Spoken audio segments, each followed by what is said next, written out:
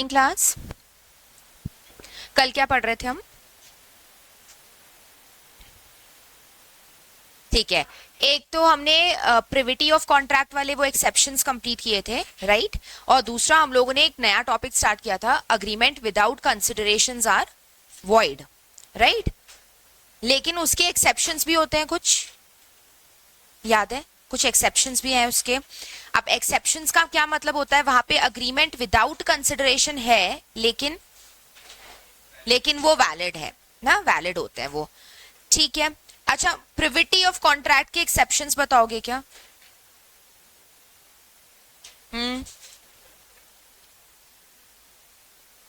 Privity of contract के exceptions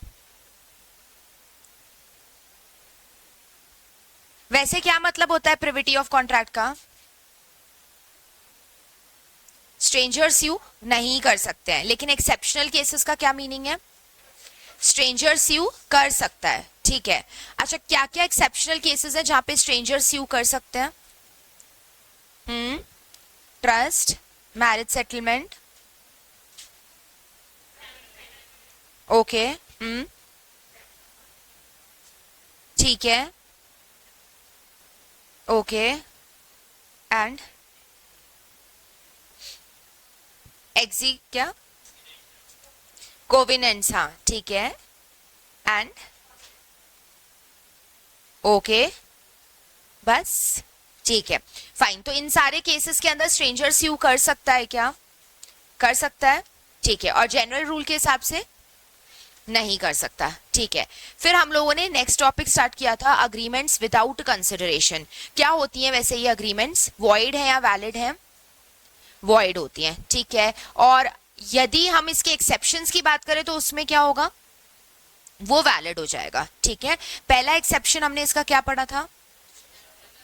natural love and affection, यानी कि अगर कोई भी पर्सन जो किसी दूसरे पर्सन के साथ क्लोज रिलेशन में है, नियर रिलेशंस में है, नियर रिलेशन मतलब जैसे ब्लड रिलेशंस हो गए, ठीक है। अब उसके अंदर अगर कोई उनको गिफ्ट दे रहे हैं या फिर कोई भी चीज उनके नाम पे ट्रांसफर कर रहे हैं, तो वो कैसे ट्रांसफर कर रहे हैं? Out of natural love and affection कर रहे हैं, ठीक है। अगर ऐसा है तो आपको 4 कंडीशन सेटिस्फाई करनी है ना? क्या क्या 4 कंडीशन थी?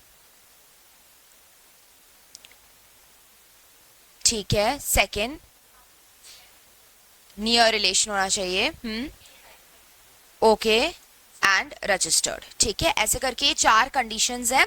अगर आपने इस तरीके से किसी के नाम पे कोई प्रॉपर्टी ट्रांसफर करी है because of natural love and affection, तो फिर ये क्या हो जाएगा? वैलिड हो जाएगा। जबकि हम सामने वाले से कोई भी इसके अंदर पैसे नहीं लेते हैं, लेकिन फिर भी वो क्या है? वैलिड है, ठीक है। अब हम लोग इसमें सेकेंड पॉइंट लिखेंगे, compensation for past voluntary services।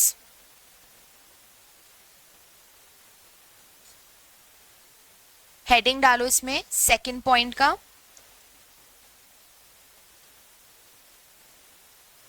compensation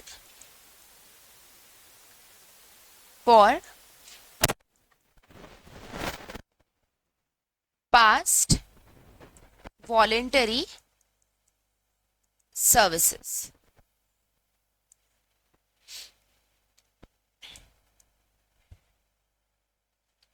compensation for past voluntary services।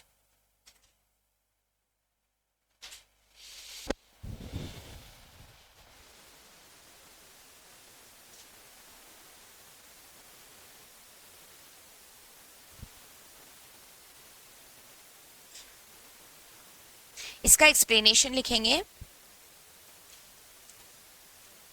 A promise to compensate a person who has already voluntarily done something for promiser in past is enforceable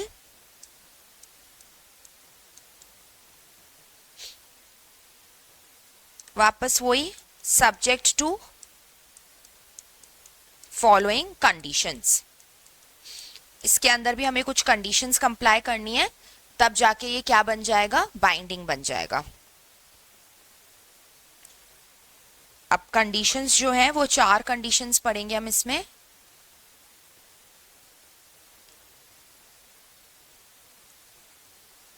पहला है services rendered voluntarily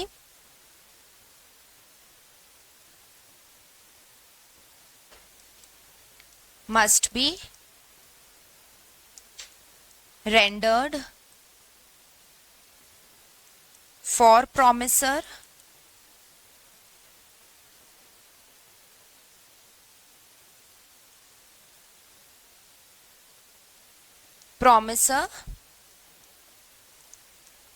must be in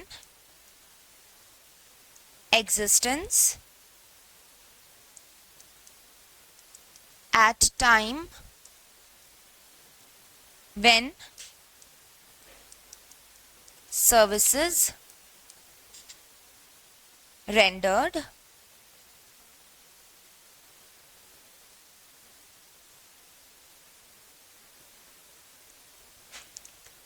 and last, intention of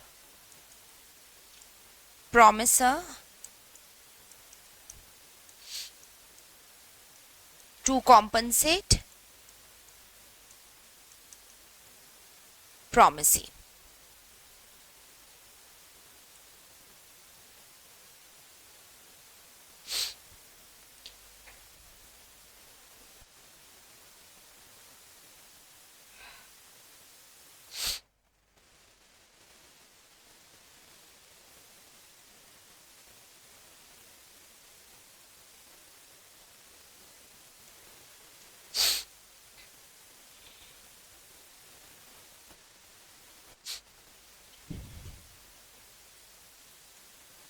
इस वाले case में example जो हम लेंगे,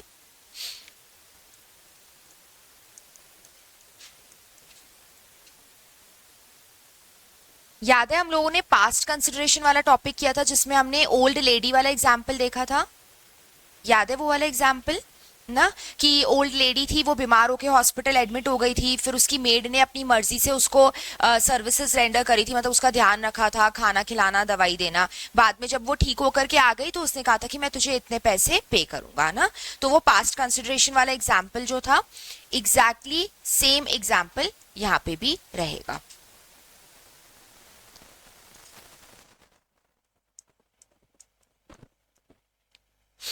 same as in past consideration, exactly same वही example लेना है।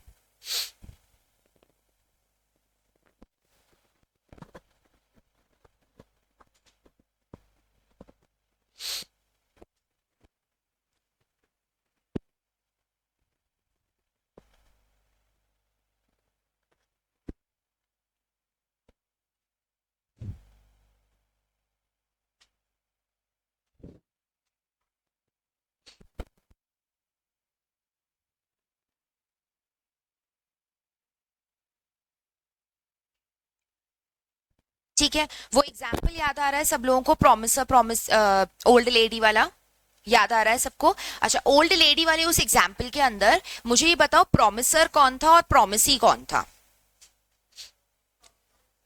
ठीक है, ओल्ड लेडी जो थी वो प्रॉमिसर थी। वाई? बिकॉज उसने ठीक होके आने के बाद अपनी मेड को प्रॉमिस किया था कि मैं इस महीने क्या करूंगी, तुम्हें एक्स्ट्रा 5000 रुपीज पे करूंगी। ओके, ये हो गया यहाँ पे प्रॉमिसर, एंड जो उसकी मेड है वो हो गई प्रॉमिसी। ठीक है, ये क्या कह रहे हैं, एग्जैक्टली सेम वही सिचुएशन है। अगर किसी इंसान ने तुम्हारे लिए कोई भी सर्विसेज रेंडर करी है, पास्ट में करी है और वॉलंटरीली करी है, यानी तुमने उसको नहीं बोला था कि मुझे ये सर्विसेज दो, वो अपनी मर्जी से आपको वो सारी सर्विसेज दे रही है। ठीक है, तो ऐसी सिचुएशन में ऑल्दो, अब हमने इसको यहाँ पे विदाउट कंसिडरेशन वाले टॉपिक में क्यों पढ़ा, देखो अभी जिस टाइम पे आप उसको प्रॉमिस कर रहे हो पैसे पे करने के लिए, ठीक है, प्रॉमिस करने के बाद उसके यहाँ से कोई कंसिडरेशन नहीं आ रहा है ना हमें, नहीं आ रहा है ना, यानी ओल्ड लेडी जिस टाइम पे उसको 5,000 रुपीज देगी, वो किस चीज के लिए दे रही है, वो पास्ट कंसिडरेशन के लिए दे रही है, पास्ट सर्विसेज के लिए दे रही है। ओके, उसने अभी प्रेजेंट में तो कुछ नहीं किया ना जिसके बदले मैं उसको प्रॉमिस कर रही हूँ या 5,000 रुपए दे रही हूँ। इस वजह से हम लोगों ने इस टॉपिक को यहाँ पे पुट किया है, agreement without consideration are void, इसके एक्सेप्शन में हमने इसीलिए यहाँ पे पुट किया है। वाई, बिकॉज उल्टा होता है, पास्ट कंसिडरेशन के अंदर उल्टा होता है, पहले हम क्या करते हैं, सर्विसेज देते हैं, परफॉर्मेंस देते हैं, फिर हम करते हैं प्रॉमिस। इस वजह से जिस समय प्रॉमिस हो रहा है ना उस समय तो सामने वाले से कोई कंसिडरेशन नहीं आ रहा, बट कंसिडरेशन बहुत पहले पास्ट में आ चुका था ऑलरेडी, राइट इस वजह से हम इसको यहाँ पे क्या मान रहे हैं, वैलिड मान रहे हैं। मतलब अब अगर ओल्ड लेडी ने प्रॉमिस करने के बाद नहीं पैसे पे किए तो क्या मेड उसको स्यू कर सकती है, बिल्कुल कर सकती है, ठीक है। अच्छा, यहाँ पे ये चार इसकी कंडीशंस देखो एक बार। सर्विसेज आर रेंडर्ड वॉलंटरीली, पहली बात तो सर्विसेज कैसे रेंडर करी गई है, वॉलंटरीली, यानी कि अपनी इच्छा से करी गई हैं, ठीक है, उसने रिक्वेस्ट नहीं किया था ना, उसने कभी कहा था कि भाई मैं बीमार होके कभी हॉस्पिटल एडमिट हो जाऊं तो मेरा ध्यान रखना, ऐसा भी कभी नहीं बोला था उसने, है ना। Second, must be rendered for the promisor, अब हमारे एग्जाम्पल के हिसाब से प्रोमिसर कौन था, ओल्ड लेडी थी, ठीक है। Promisor must be in existence at the time when the services are rendered, वो एग्जिस्टेंस में होना चाहिए, तो ओल्ड लेडी एग्जिस्टेंस में थी ना, थी ना, कब, जब उसको सर्विसेज मिल रही थी तब तब वो जिंदा थी, अवेलेबल थी, ठीक है। लास्ट, इंटेंशन, प्रोमिसर का इंटेंशन क्या होना चाहिए, प्रोमिसी को कॉम्पनसेट करने का होना चाहिए। तो ठीक बात है, वो जब ठीक होकर के वापस घर आ गई थी तो उसका इरादा यही था ना कि बेचारी ने मेरे लिए इतना काम किया है, मेहनत करी है, तो मैं इसको एक्स्ट्रा पैसे दे देती हूँ, सही है। तो ये आपका यहाँ पे सेकंड पॉइंट आ गया, compensate for past voluntary services. Exactly same है ये जैसा हम लोगों ने पास्ट कंसिडरेशन के अंदर पढ़ा था, एग्जैक्ट सेम टॉपिक है, एग्जाम्पल भी यही याद करके चलो, ओके हो जाएगा ये, ठीक है। थर्ड लिखो इसमें, promise to pay a time barred debt, heading है थर्ड,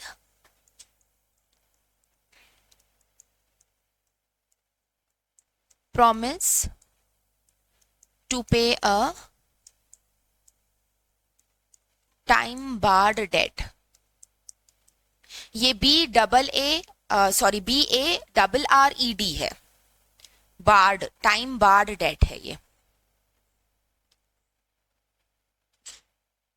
नहीं समझ में आए, ये देखो ये स्पेलिंग है,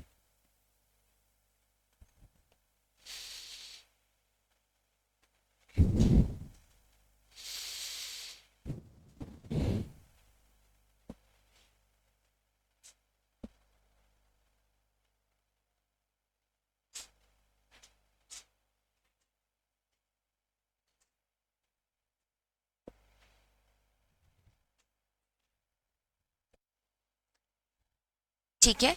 इसका कंटेंट लिखेंगे, when a person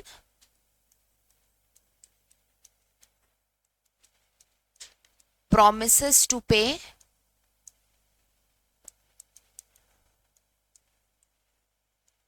a time barred debt in writing and signed, in writing and signed,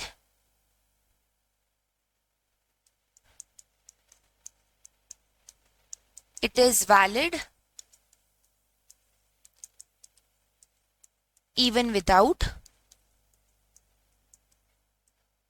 consideration.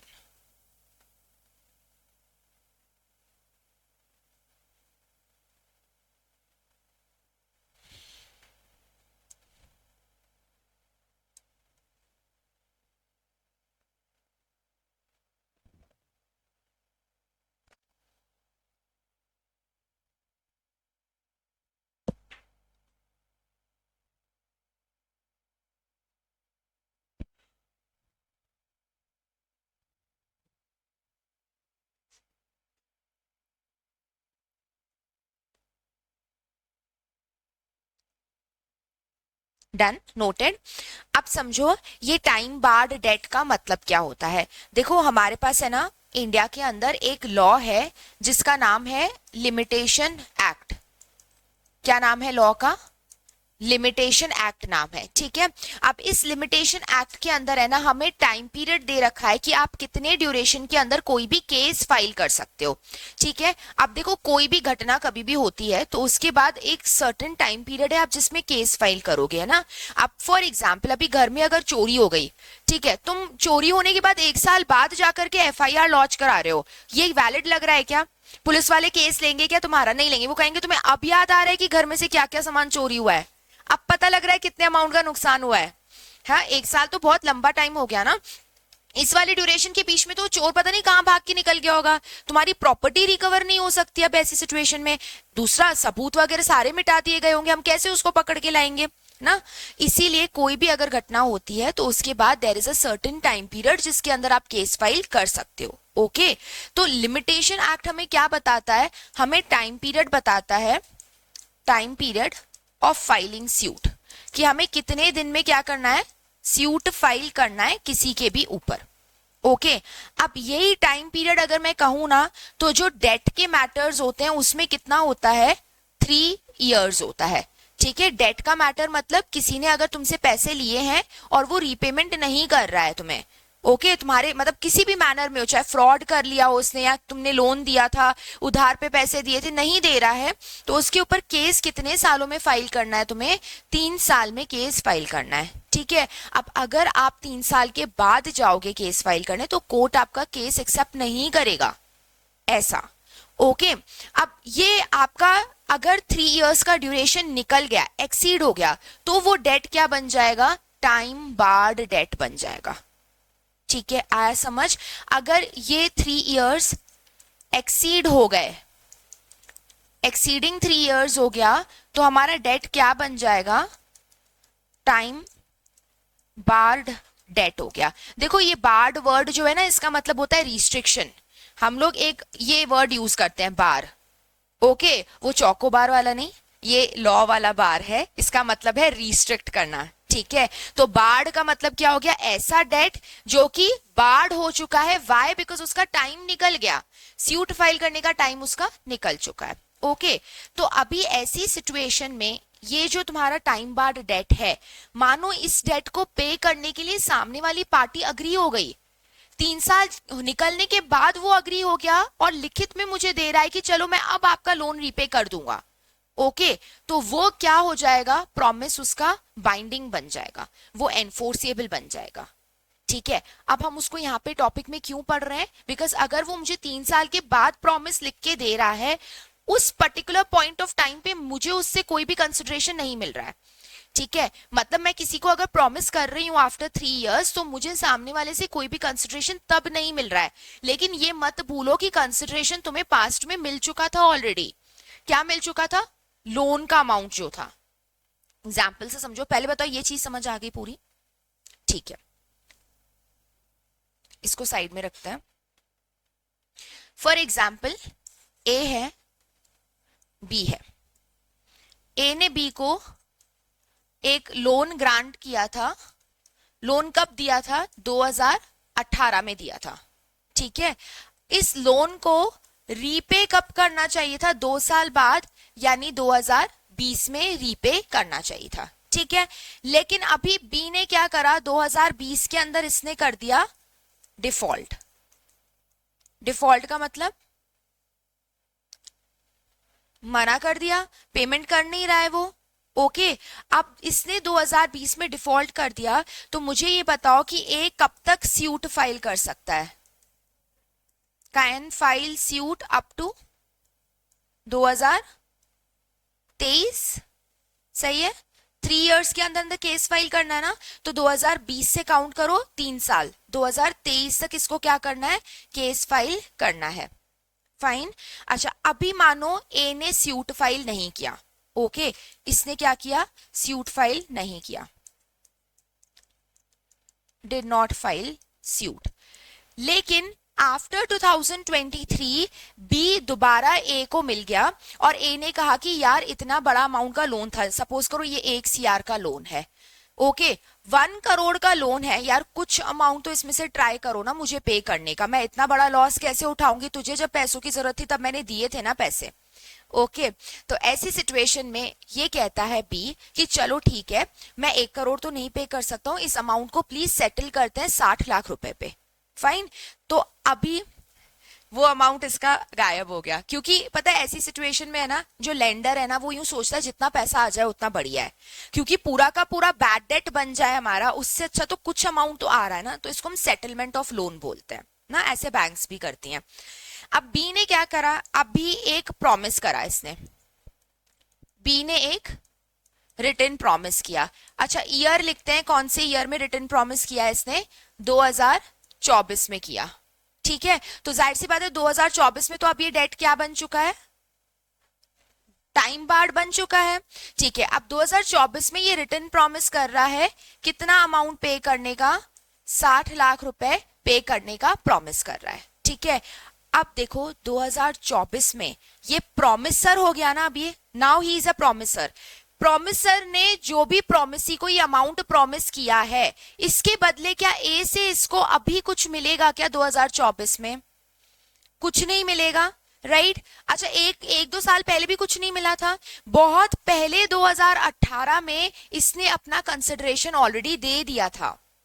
ठीक है, तो ऑल्दो तुम ऐसे बोल सकते हो कि ये अग्रीमेंट अभी के लिए क्या है, अग्रीमेंट विदाउट कंसिडरेशन है, लेकिन फिर भी वो क्या हो जाएगा, वैलिड हो जाएगा। फिर भी ये क्या है, वैलिड है। वाई, बिकॉज तुम अभी प्रेजेंट का मत देखो, तुम बहुत साल पहले की बात देखो, ऑलरेडी तुम्हें एक ही तरफ से कंसिडरेशन मिल चुका है, और वो कंसिडरेशन क्या था, ये लोन था, ये लोन ऑलरेडी मिल चुका है। अब तुम प्रेजेंट का व्यू लेकर के चल रहे हो तो वो अग्रीमेंट विदाउट कंसिडरेशन है, क्योंकि हम प्रॉमिस आज कर रहे हैं, आज की तारीख में कुछ भी उससे नहीं मिल रहा है, लेकिन फिर भी ये क्या है, वैलिड है। इसीलिए हम इस पॉइंट को कहां पढ़ रहे हैं, एक्सेप्शंस में पढ़ रहे हैं। ठीक है, आई बात समझ। तो ये जो रिटर्न प्रॉमिस इसने किया है, ये रिटर्न प्रॉमिस क्या बन जाएगा, valid and enforceable although there is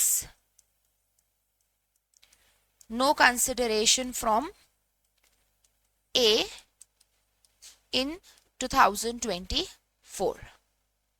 fine. अब ये पूरा एग्जाम्पल समझ आ गया क्या आप लोगों को, ये समझ आ गया। तो एक बार एक काम करो, इस एग्जाम्पल को भी नोट डाउन करो, और वो जो लिमिटेशन एक्ट वाला मैंने वहां पे लिखा है उसको भी नोट करो। दिख रहा है क्या वो वाला, लो फिर पहले इसको लिख लो। ये वाली पूरी चीज तुम्हारे अंडरस्टैंडिंग के लिए है, तुम चाहे पेंसिल से साइड में लिख लेना कहीं पे।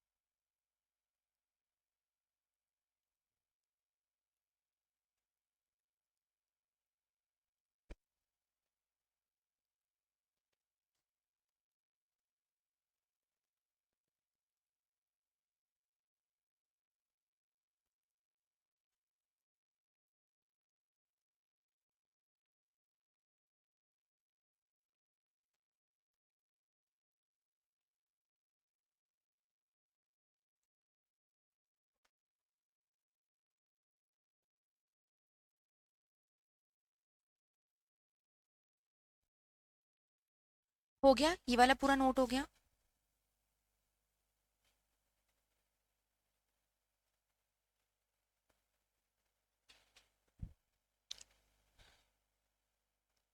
पॉइंटर्स मार्क करती हूं इसमें, first, second, third and fourth.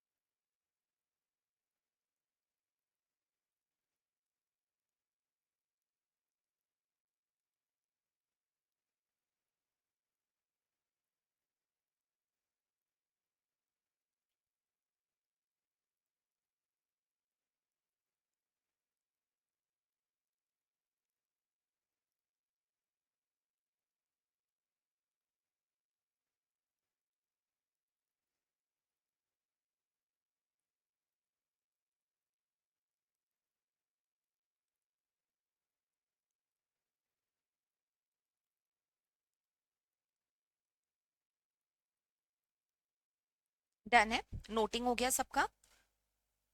ठीक है, अब क्लियर है ये पूरा पॉइंट, समझ में आ रहा है क्या मतलब है टाइम बार डेट का? ओके, नेक्स्ट पॉइंट लिखो अभी इसमें, कौन सा नंबर आएगा अब? Fourth, agency.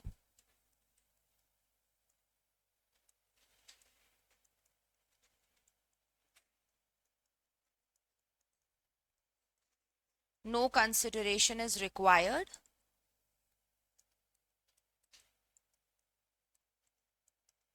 To create agency.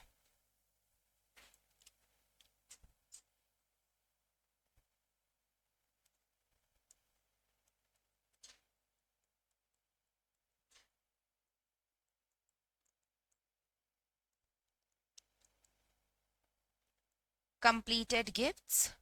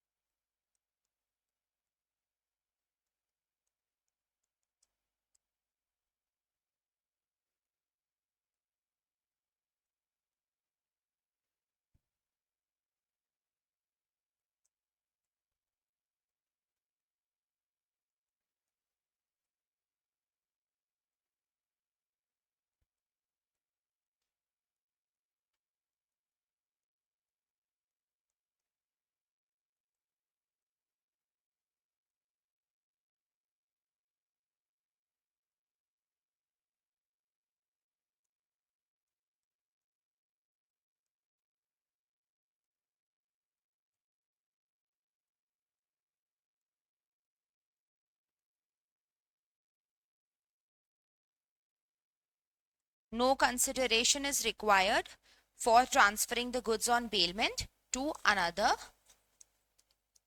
person.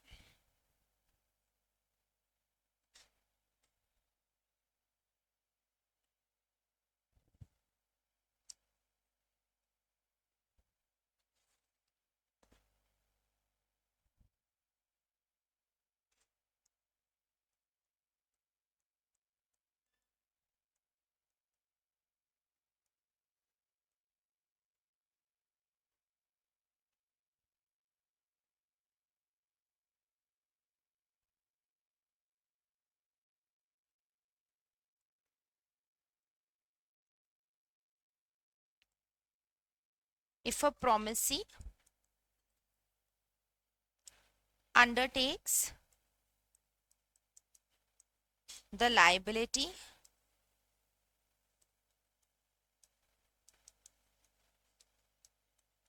on promise of a person to contribute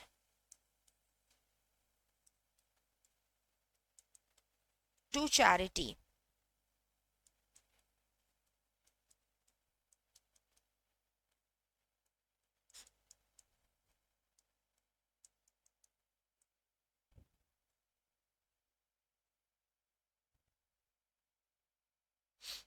the contract will be valid.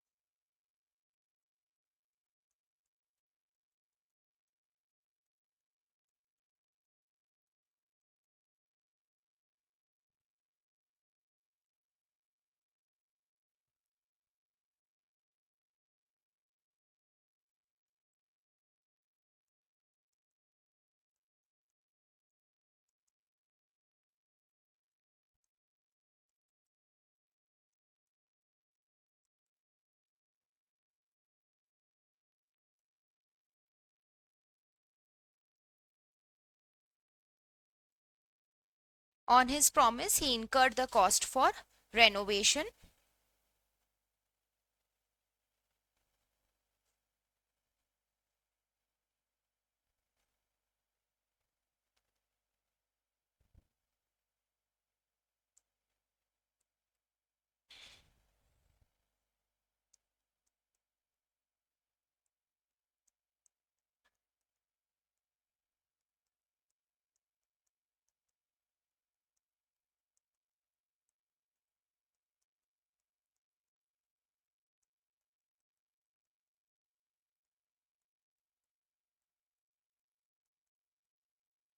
Now, secretary can claim this amount even if it is without consideration.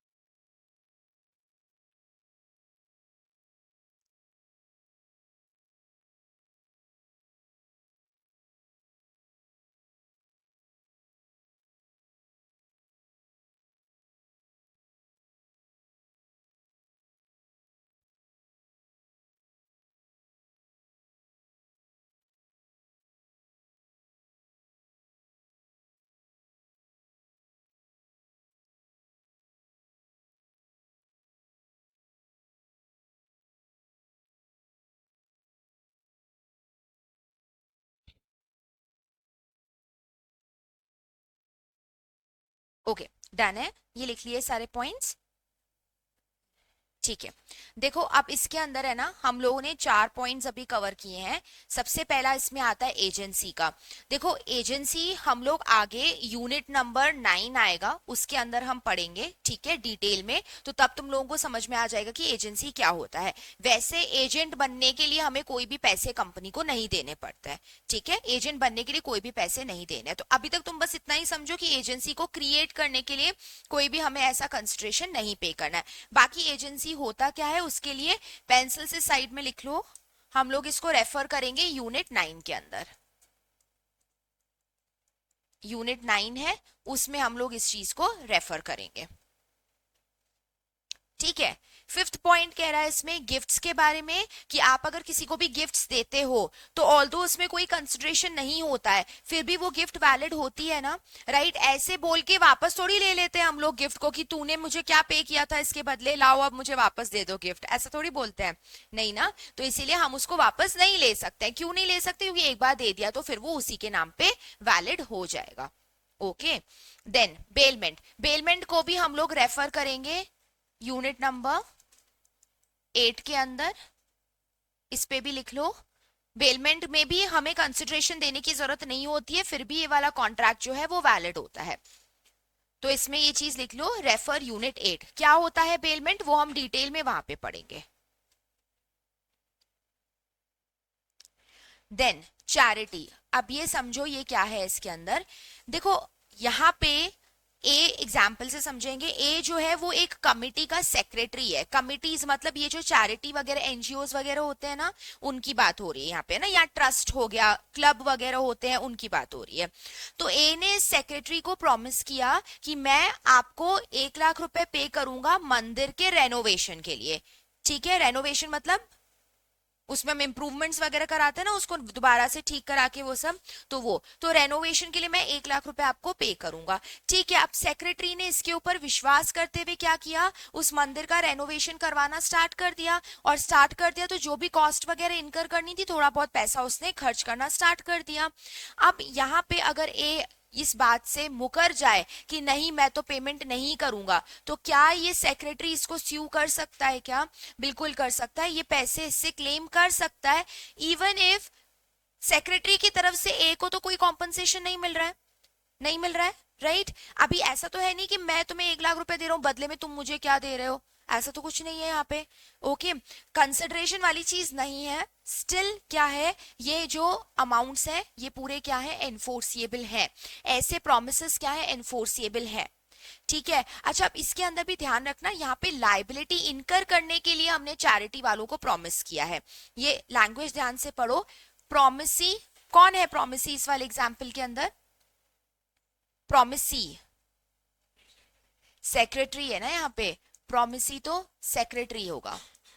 ठीक है, secretary undertakes the liability on the promise of a person to contribute to the charity. उसने क्या करा, बेचारे ने liability उठाना start कर दिया, किसके कहने पे, प्रॉमिसर के कहने पे।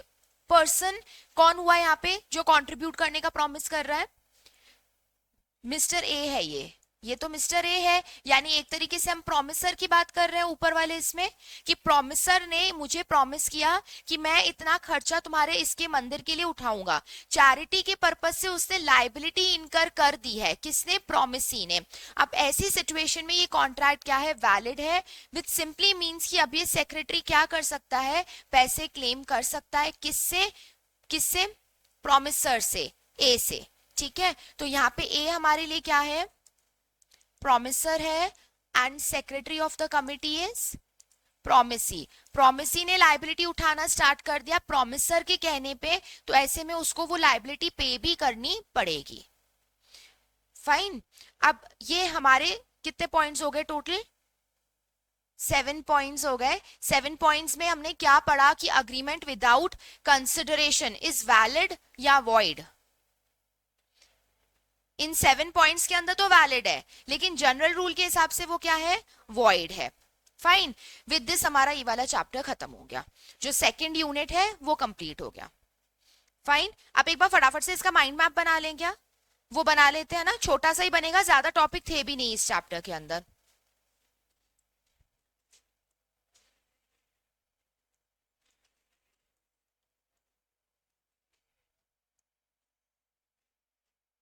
यूनिट 2,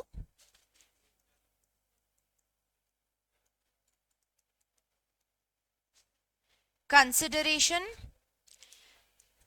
देखो पूरे इस यूनिट के अंदर हमने गिनती के 3 ही टॉपिक्स पढ़े हैं, कौन कौन से, कौन कौन से, प्रिविटी पढ़ा, दूसरा विदाउट कंसिडरेशन, ठीक है, और लीगल रूल्स पढ़े। ठीक है, तो मेन मेन तो बस हम लोगों ने ये 3 ही टॉपिक्स इसमें पढ़े हैं, पास्ट वास्ट ये सारा तो अंदर आ रहा था ना उसके, है ना। तो ऐसा करो, इसके 4 ऐसे बनाओ, ठीक है। पहला मैं इसमें डेफिनेशन लिख रही हूं, अगर तुम लोगों के पास स्पेस हो तो तुम दोबारा से यहाँ पे डेफिनेशन लिख देना, वरना इट्स ओके, तुम सिर्फ डेफिनेशन लिख दो और खुद से इसको रिकॉल करने की कोशिश करना जब भी ये माइंड मैप रिवीजन के टाइम पे रेफर करो तो, है ना। डेफिनेशन कौन से सेक्शन में है, 2D के अंदर है। ओके, दूसरा हमने इसमें क्या पढ़ा, लीगल रूल्स। इसको बनाना भी स्टार्ट कर दो तुम लोग, ज्यादा बड़ा नहीं है। Legal rules regarding consideration.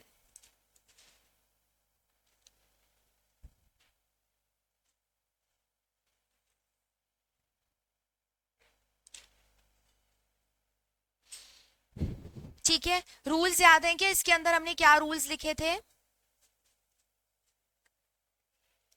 ठीक है, सबसे पहला तो इसके अंदर डिजायर किसका होता है, ठीक है, और मूव किससे करेगा?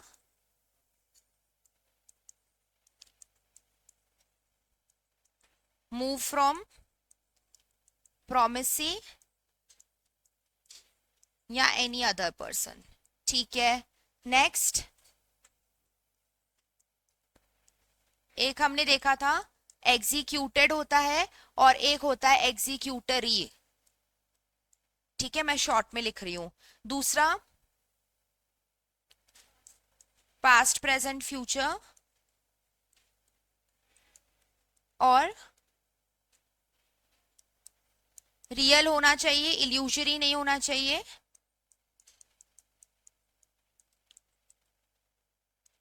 ठीक है, इमोरल नहीं होना चाहिए या अपोज्ड टू पब्लिक पॉलिसी। ठीक है, कोई पॉइंट रह गया क्या इसमें? सेवेंथ पॉइंट,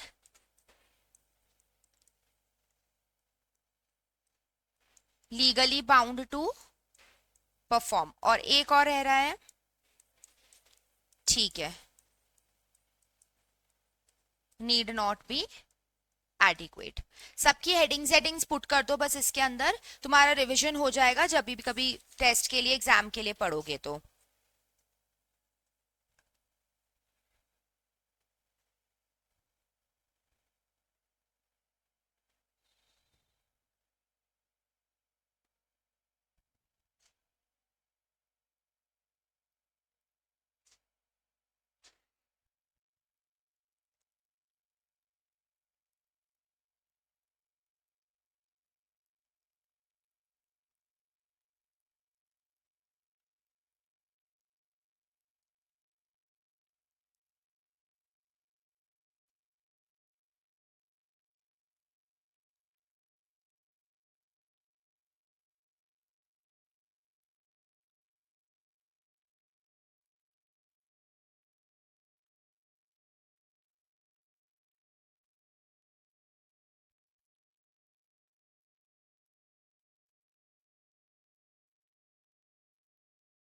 ठीक है, नेक्स्ट हमारे पास फिर इसमें आता है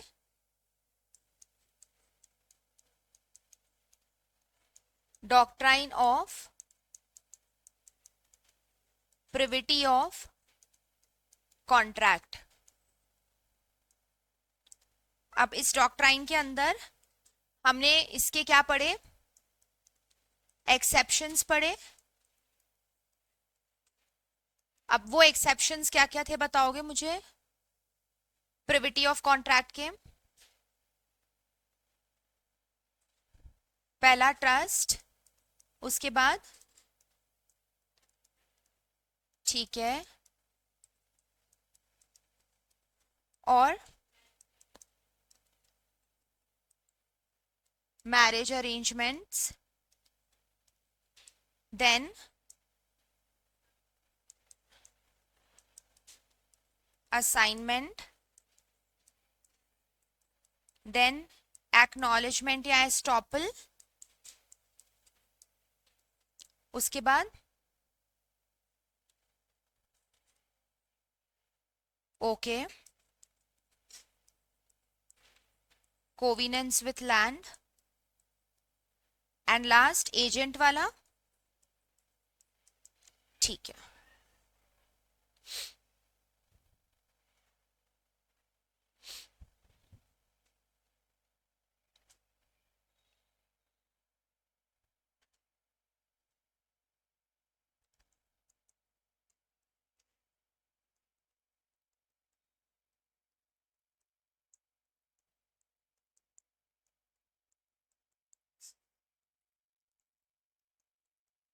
नेक्स्ट हेडिंग ये आएगी agreement without consideration are void, और इसके अंदर भी हम लोगों ने इसके एक्सेप्शंस पढ़े हैं।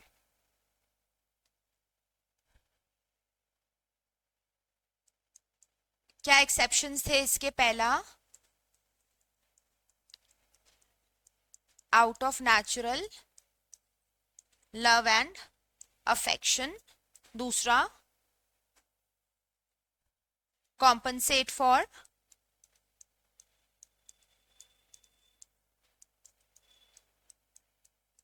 पास्ट वॉलेंटरी सर्विसेज, तीसरा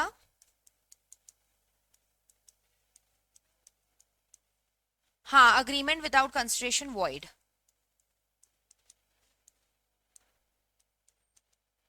टाइम बार्ड डेट, एजेंसी,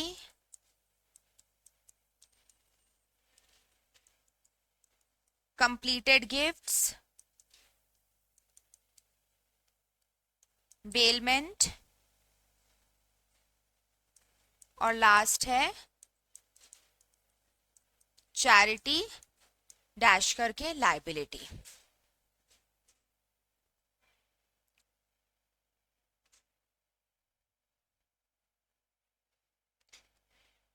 ये पूरा आपका माइंड मैप बन गया।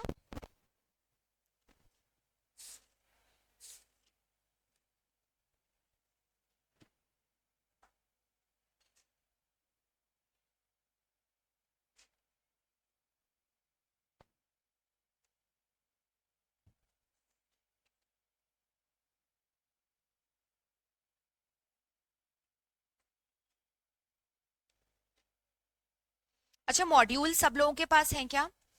है? ठीक है, नहीं भी है तो कोई बात नहीं, ऑनलाइन भी आपको मिल जाएगा ना। अभी कंसिडरेशन वाले चैप्टर के अंदर हमारे पास एक क्वेश्चन नंबर 2 दे रखा है, ठीक है। एक बार डिस्क्रिप्टिव क्वेश्चंस का क्वेश्चन नंबर 2 है, एक बार उसको तुम लोग पढ़ के आओगे और हम लोग फिर कल क्लास में डिस्कस करेंगे, ठीक है। पढ़ के आना, देखना तुम समझ पा रहे हो क्या, उसमें कौन सी डॉक्ट्राइन हिट हो रही है, कौन सा प्रोविजन हिट हो रहा है, ठीक है। नहीं तो हम कल इसमें क्लास में डिस्कस करेंगे इसको कैसे लिखना है कैसे करना है।